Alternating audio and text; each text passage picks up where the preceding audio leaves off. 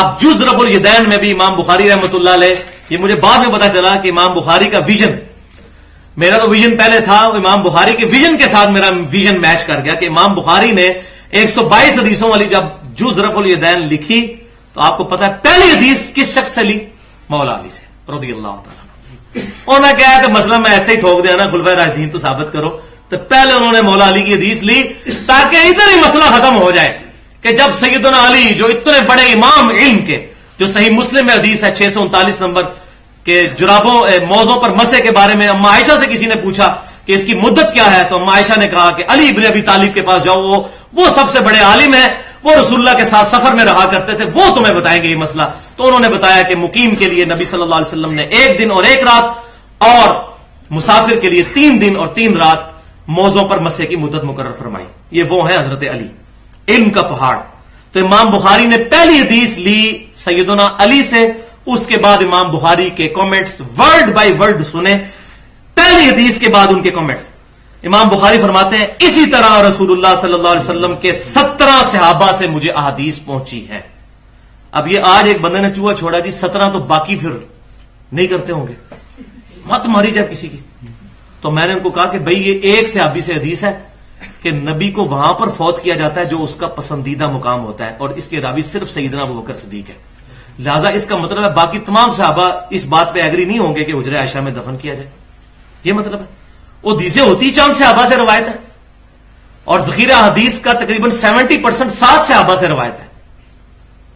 وہ میں نے اس لیکچر میں بتایا ہے ضعیف الاسناد اور من گھڑتا حدیث کا فتنہ، وہ 7 صحابہ کون سے ہیں. یہ بالکل عجیب و غریب، دل بے ایمان تو اٹھتا ٹیر. تو وہ کہتے ہیں 17 صحابہ سے مروی ہے کہ وہ رکوع میں جاتے وقت، رکوع سے اٹھتے وقت رفع الیدین، یعنی 17 تو ہمیں پتا ہے، ہم تو کہتے ہیں آپ ایک بتائیں نا، ہم تو 17 کو بتا رہے ہیں نا، ان کے روایتیں موجود ہیں. تو یہاں وہ کہہ رہے ہیں کہ وہ صحابہ کرتے تھے، نبی صلی اللہ علیہ وسلم کے ریفرنس سے نہیں، صحابہ کرتے تھے، یعنی آپ صلی اللہ علیہ وسلم کی وفات کے بعد. پھر انہوں نے بتا دیا وہ کون کون سے ہیں جن سے ان تک حدیثیں پہنچی ہیں. ابو قتادہ، ابو اسید، محمد بن مسلمہ، سہل بن سعد، عبداللہ بن عمر، عبداللہ بن عباس، رسول اللہ علیہ وسلم کے خادم انس بن مالک، سیدنا ابو ہریرہ، عبداللہ بن زبیر، مالک بن حویرث، ابو الموسیٰ اشعری، ابو حمید سعدی رضی اللہ عنہم اجمعین. یہ سارے صاحب دیکھیں کتنے بڑے بڑے، عبداللہ بن عمر، عبداللہ بن عباس بھی شامل ہیں. اللہ اکبر.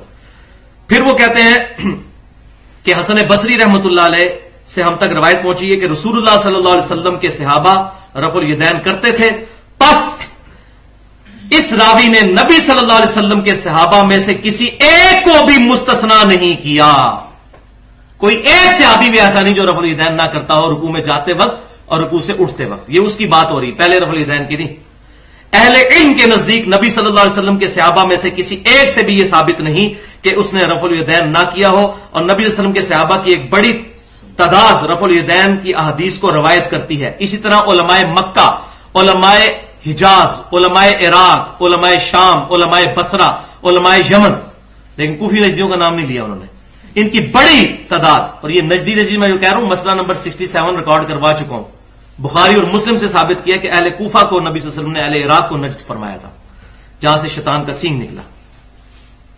اور اہل خراسان کی ایک بڑی تعداد سے مروی ہے، ان میں سعید ابن جبیر، عطا بن ابی رباح، مجاہد، قاسم بن محمد بن ابی بکر، دیکھیں سالم بن عبداللہ بن عمر، عمر ابن عبدالعزیز، ابن سیرین، طاؤس، مکحول، عبداللہ بن دینار، نافع، عبید اللہ بن عمر، حسن بن مسلم، قیس بن سعد، اور ایک بڑی تعداد میں لوگ موجود ہیں تابعین جو یہ رفع الیدین کرتے تھے.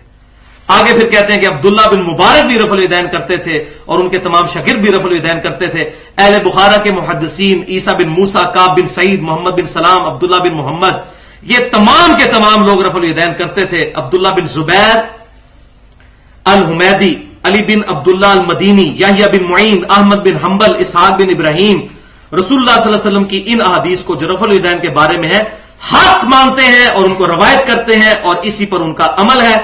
پھر وہ حدیث لے کے ہیں دوسرے نمبر پر وہی حدیث عبداللہ بن عمر والی جو میں کہتا ہوں تمام حدیث کی کتابوں میں پہلی حدیث ہے. لیکن امام بخاری نے بڑے طریقے سے پہلے کہا کہ حضرت علی کا نام لکھوں تاکہ یہ مسئلہ ٹھپا جائے، علیکم بسنتی و سنت الخلفاء الراشدین المہدیین. لہذا الحمدللہ اب یہ ہمارا جو بڑا ٹاپک تھا کور ہوا. ایک دفعہ دروشی پڑھ لیجئے. اللہم صلی علی محمد وعلی آل محمد كما صليت على إبراهيم وعلى آل إبراهيم إنك حميد مجيد اللهم بارك على محمد وعلى آل محمد كما باركت على إبراهيم وعلى آل إبراهيم إنك حميد مجيد.